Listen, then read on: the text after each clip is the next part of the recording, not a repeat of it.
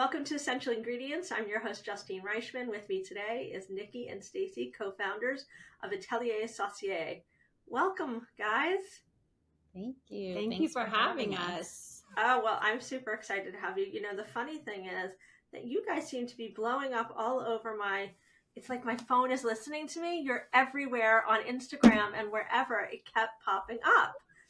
And I finally said to Tony, what? You've got to get more info on this and we got to figure this out because they're just everywhere. That's sweet. So for those that are not familiar, this is part of our holiday gifting series. And we're excited to talk to both of you about sustainability and what made you and what inspired you both to build this business. But before we get going, if one of you wants to kick it off and just let our guests know what is Atelier Saucier, that'd be great. For sure. We are a modern table linens line and tabletop decor design house based in Los Angeles. Our brand is rooted in sustainability, so we source all of our textiles sustainably through the garment district and fashion houses in downtown Los Angeles, and then reimagine those textiles into table linens. Awesome. That's so exciting. And as you're saying this, I'm thinking about, it sounds like upcycling almost, or using the leftover remnants that would, otherwise get thrown away. So there's a finite amount. It's almost kind of exclusive because once you sell out of that, at least that's how I'm thinking about it, you don't get that again. Yeah, that's exactly right. When we started the brand, that was one of the challenges we had to overcome. We had the idea that we were going to be able to sell to all the major retailers, and we wanted to obviously build a business over time. So the way that we have figured that out is we have a seasonal collection that are core fabrics we know we can always find out in the market. Let's say it's a dark denim, a white twill, a linen. We can dye it to the color that we need, but we can always know that we can fulfill orders. And then we do seasonal collections as an ode to the fashion industry. We do a spring, summer, and a fall, winter collection. And that's more limited runs with fabrics that are finite. And, once we sell out, we sell out. So did you maybe turn that obstacle into something really positive there? Because to me, it sounds like I want to get that because it's not going to be here. Not everyone's going to have it. And I'm using like a fashion fabric where ordinarily we get, Sfera or something and get like linen, right? And a lot of them just look the same. So this sounds special. Do you know how your customers perceive that? Yeah, I think, when they are limited, as we know as consumers, you kind of want something if you know that you're not going to always be able to get it. But, it is also really sad. Like each of these napkins that we make are little children. So when we sell out, a little tear falls down our cheek because we can never get it again. But we've become really creative with how, we source materials and have figured out that if something is a bestseller, hopefully down the road we can, resupply it. Well, and they may change, they may have another colorway, right? Like the following year, if that was so successful, they may decide like, okay, well, brown was really big this year.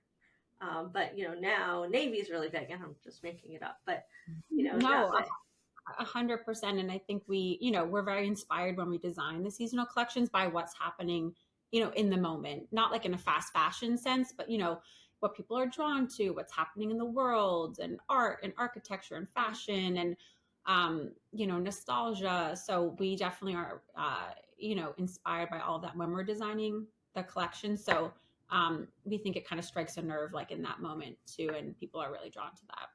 I think so too. I mean, I love the idea and I'm curious, sustainability and upcycling, these are all kind of new in the last, 5-10 years or whatever, or become more every day. What inspired you? You guys were sort of 7 years ago doing this.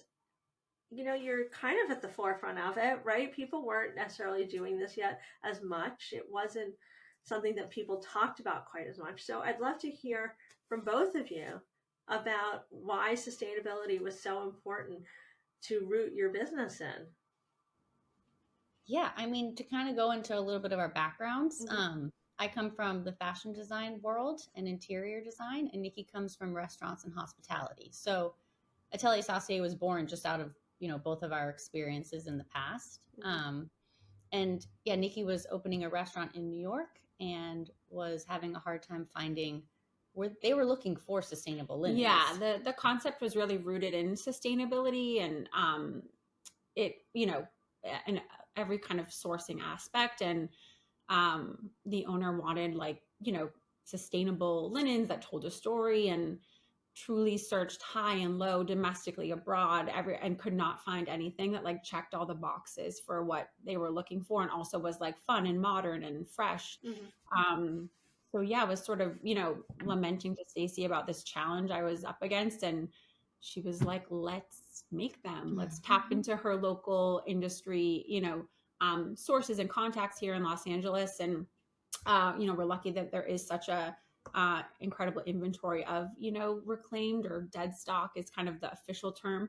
Not the prettiest term, but that's what many people are familiar with, fabrics here. And then, yeah, kind of Atelier Saucier was sort of born. So before this, you guys were working for other companies. Is this your first go as entrepreneurs? Yeah, I mean, I had done a little interior design, like my own business doing interior design, and Nikki had done some consulting. Yeah, some restaurant consulting, yeah. But not like full-blown employees, yeah. like overhead manufacture. We had never manufactured anything. Yeah, this was definitely our first foray into being true operational business owners. Yeah. So what was that like? Like, as you came up with this idea, did it seem overwhelming? Did it seem natural? Were you just like full steam ahead, no fears? Yeah, I mean, this, we were younger, and I feel like when you're younger, we're pretty fearless. Yeah, you're not really thinking of all that can go wrong. You're just excited. And with this project, with the restaurant, it went really well. And the feedback from everyone we knew and anyone that saw the linens was so great. So it was kind of like a no-brainer of why wouldn't we pursue this, and why wouldn't we, see what we can do with this and take it a little bit further. In all fairness, right? You come at it. You have a fashion background. You probably both worked in other organizations, both designing and project managing, right? Because there's a little of all these different things, and skills can be, you can cross pollinate with some of these things. But equally, there was probably a variety of skills that there was a learning curve to. How did you guys address that?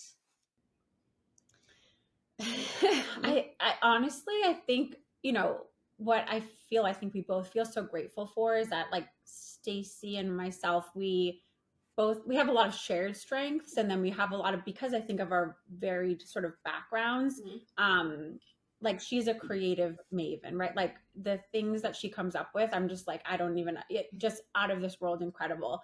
And, I might have maybe a little bit more of like an ops background from like running restaurants and just the craziness of, that industry. Organizational, like OCD freak to like finest that helps us run an operation day to day. So I think, us combining those things, we just have felt, I think, really confident from the get-go that really anything that comes in our path, like big, small, stressful, what, we are like, what, like we got this. Yeah. And so it's been, having a partner, I think, is very beneficial in that sense in many ways. We could not do this alone. Yeah, that's for sure. And yeah, we're both problem solvers, and we're making napkins at the end of the day. Like, we want it to be fun. We want you to have fun with them. We want you to, get saucy with it. So we can't think of it as like brain surgery and, it's the end of the world if the napkin color doesn't come out exactly what, it's just, you kind of pivot and shift and you make things work, because at the end of the day, you're running a business and you got to keep all the, wheels moving, and there's always going to be some other issue that comes up. So you can't really, hold on to anything for that long. Yeah, I totally agree. One question that comes up for me often is like, do you think entrepreneurship is in your DNA, that you're just meant to be an entrepreneur, work for yourself? I don't know if that resonates with either one of you.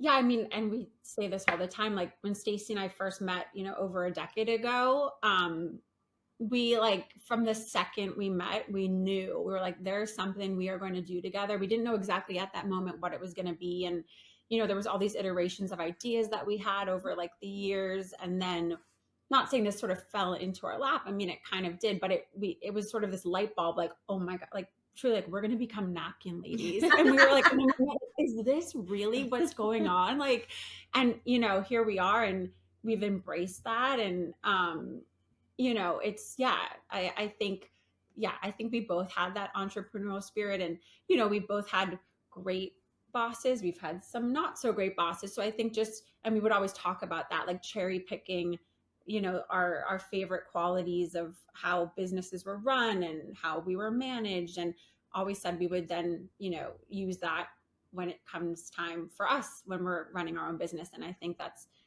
the path that we took and how we got here today. So yeah, but being a business owner and an entrepreneur is not for the faint of heart. Like I think everyone should try it and should do it. And if you're passionate about something, go for it.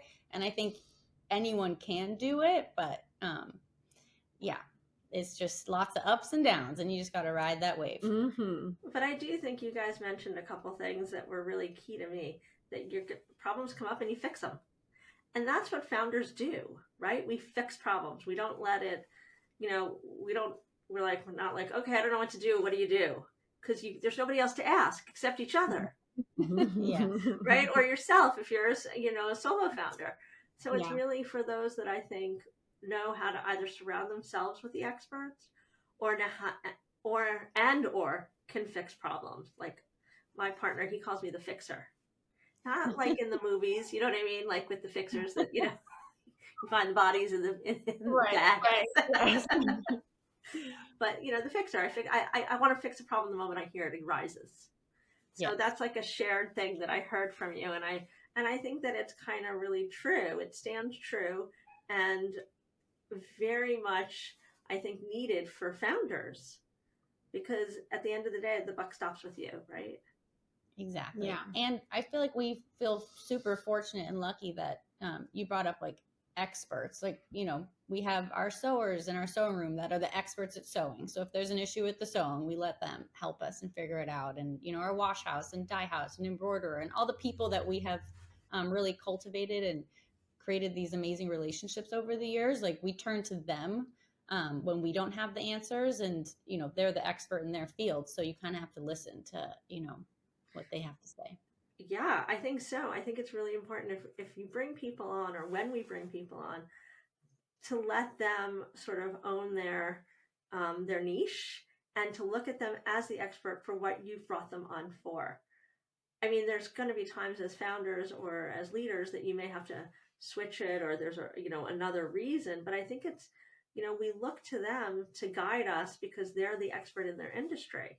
Yeah, I mean, I think, speaking to like empowering, I mean, we have, a handful of amazing employees, and even, our studio assistant, right? Even like weeks into her tenure with us, like she was bringing up ideas and, ways to make our operation more efficient. And, that we immediately were like, yes, like we're there pretty much all day, every day, but we don't see everything. So, I think it's the people who are sort of in the thick of it, doing these tasks on a daily basis, that we maybe kind of are taking at surface level, to provide, like new ideas, new, ways to make things more productive and efficient. And, one of our best selling styles, this collection, we just introduced a bottle bag, which we have never made before and has just been really well received, and also kind of opened up our brand to, new stores and whatnot that maybe don't want to carry table linens, but have other, kind of gifting moments. And that idea came 100% from one of our employees. She just one day was like, we should make a bottle bag. And we were like, let's do it. And it's just been, phenomenal. So, and I think she takes a lot of pride in that. So just, having everybody know that they have a voice and that their opinions really will be heard. And, we have the opportunity to act on those things almost in the immediate, and we see if it works, we see if it doesn't, and then we adjust accordingly. So, so that's fun. Yeah, I mean, I could not, it resonates with me, and I'm so glad that you shared that because I think it's an important message for other founders to hear and people to hear because it's about culture, it's about values, it's about empowerment, and it's about recognizing that we're not doing this alone, that the people that we bring on are all part of that team. And I really think A, it's more fun together, B, it's more productive together, and C, we can make a bigger impact together. Yeah, we're collaborating all day, every day. Yeah. Like the life of a napkin from start to finish touches so many different hands, but you have to really just listen and, take the guidance of your employee if they have an idea, and just make sure that it all happens efficiently. So I am curious because this is our holiday gifting guide, and one of the things that resonated with me that I think I understood was that a portion of proceeds um, gets donated. I don't want to misquote, I don't want to misspeak, so maybe you guys could fill me in a little bit more about that and how that works, because the idea that you're giving that you're not only using upcycling and sustainable to root your products in, you're also giving back. So, I mean, are you a B Corp? We are not a B Corp, but that is on our list to take on that, yes, challenge of the application process, which we have looked into, and we have that on the list of one of our employees. Well, To it really only seemed natural because of everything yes. you're doing. So, if you Yeah. would, share with me a little bit more about what that means for you, both individually on a personal level, and then equally for the business, and why you decided to incorporate that and why it was so important. Yeah, so we, as I think, we've obviously mentioned, like, we are so inspired and grateful to be located in Los Angeles. It is really like the heartbeat of our brand. From the sourcing to inspiration to people, I mean, you name it, food. So we, want to give back, right, to the community that really inspires us and has allowed us to do what we do. So we donate 1% of our top line sales to local initiatives that support, food and wellness programs and just bettering the community here in Los Angeles. We've also, with various organizations that we've worked with, we did like an amazing grocery drop off all around Los Angeles using food that was gleaned from farmers markets and supermarkets, and delivered to underprivileged families. We've done fundraisers. We just try to, get involved as much as our bandwidth allows us to, both in person and then also, via, donating to various charities. Just having this conversation and hearing that has inspired me to say, how can we collaborate? How can we get other brands that we've had on the podcast that are either upcycling or sustainable or better for you to collaborate? And maybe in the holidays, maybe not this year because it's a little bit soon, but maybe next year create like little holiday gifts for them. To give back, how sometimes at the hospital they give to kids or something, but I'd love to collaborate with you guys on that. No, we love a good collaboration.